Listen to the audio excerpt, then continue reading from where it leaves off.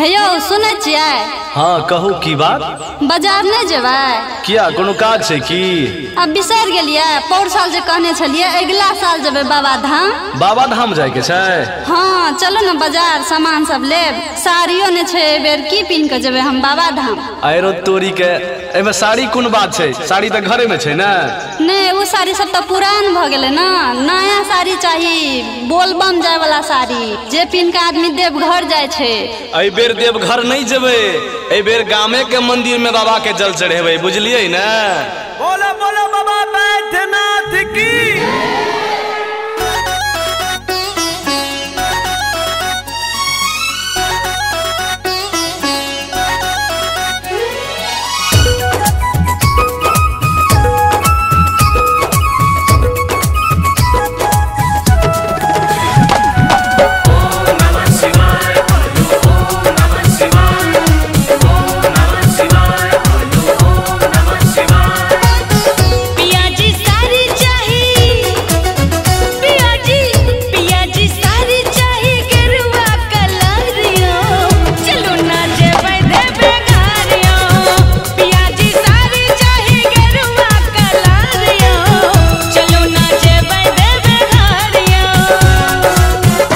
ए बेर गाम के मंदिर में ढारब चलिए,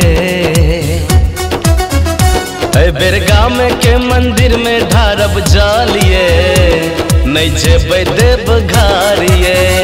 ए बेर गाम के मंदिर में ढारब चलिए, नहीं जेबै देव घरिए।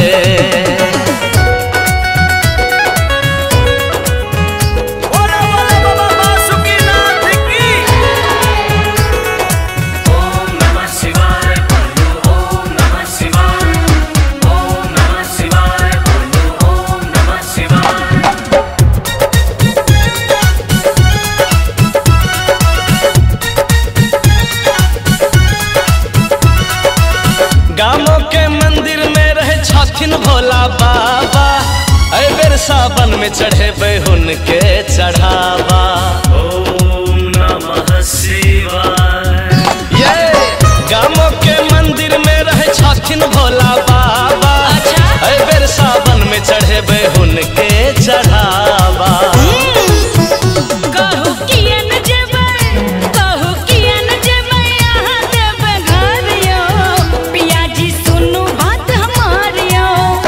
बात बुझ महामारी छै फैलाल ये, बात बुझ महामारी छै फैलाल ये, त्या नहीं जेबै देव घर ये।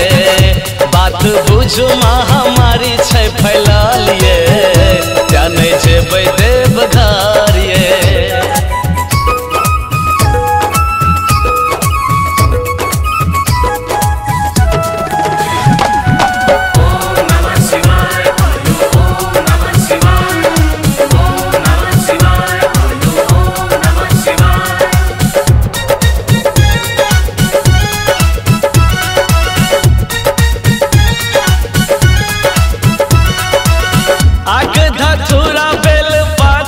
चढ़ेबे लोटा सजल ढर का बाबा के मनेबे। ओम नमः शिवाय। ये आग धतूरा बेल पात्र चढ़ेबे लोटा सजल ढर का बाबा के मनेबे। भोला जी दया करब, भोला जी दया करब हमरो ऊपरियो, विपत पड़ल बारी जोरियो। भोला जी हारे छथिन सबके दुख डरा दिए, भोला जी हारे छथिन सबके दुख डरा दिए, जग में नाम छै हिनकर ये। भोला जी हारे छथिन सबके दुख डरा दिए, जग में नाम छै हिनकर ये।